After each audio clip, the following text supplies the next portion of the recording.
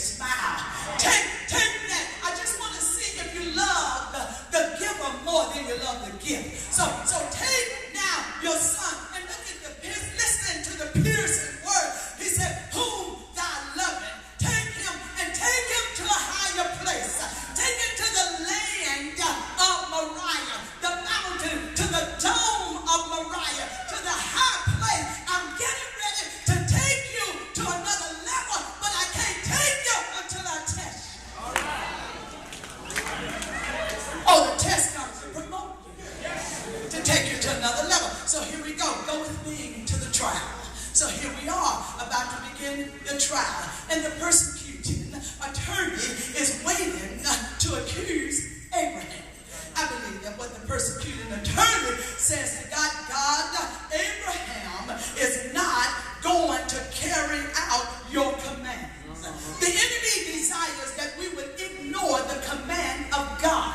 He does not mind us. He doesn't have a problem with us jumping the pews, running down the aisles, blowing bubbles, spitting, and getting hot. He could care less about us doing that. But he doesn't want us to obey God. He doesn't want us to do what's right. He doesn't want us to walk in holiness. And holiness is not about an outside thing, but it's about what's on the inside. The devil doesn't mind you speaking in tongues. He just doesn't want you to speak to me in English. He doesn't mind you doing what it is you do. He just doesn't want you to carry out the mandates. Look at somebody say, not good. Not good. So here's what he did. He said to Abraham, take his son. The prosecuting attorney says he's not going to do it. But listen to what Abraham said. Now, if you want to hear what Abraham said, you have to leave the Old Testament, go to the New Testament, and fall in Romans, the 4th chapter. Well, he got brother pastor to Romans, the 4th chapter, and was looking at what they were doing to him in the trial. And Abraham looked and said, who against whom? Believe who against hope? Believe that in hope and staggered. See, y'all talk about sometimes up and sometimes down and almost level to the ground.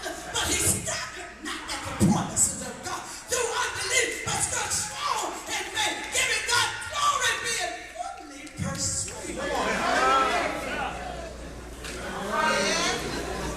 Whatever he had promised, the Lord was able to do. Now, listen to him.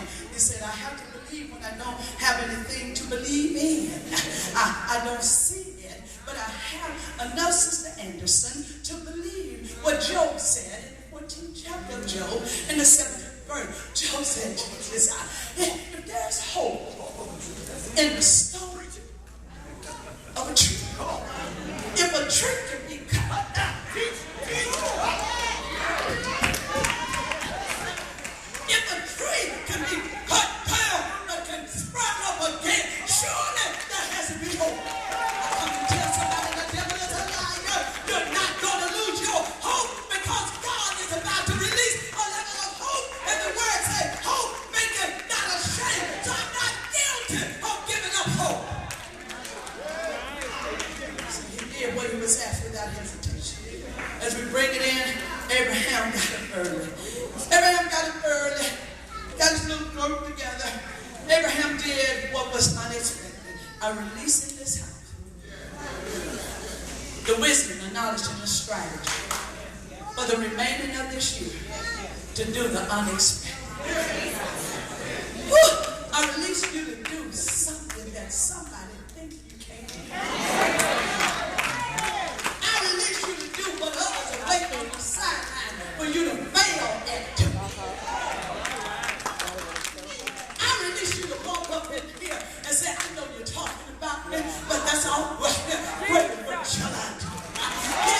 I release you to do what God has called. You don't have to pat me on the back. I walk in a level of the unexpected. I'll take my own hand. I'll get me a backpack and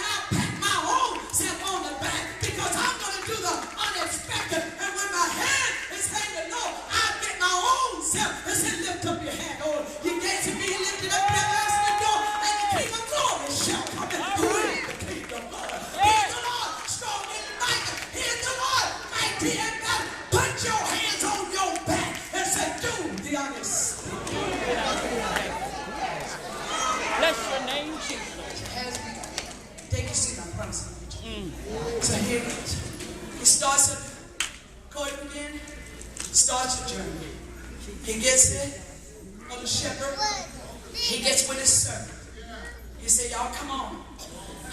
He and his servants are about to keep his appointment. But what happened when they got to a certain point, I believe that's in the 4th or the 5th verse of this particular text of Genesis 22nd. It said that he said to the people that were with him,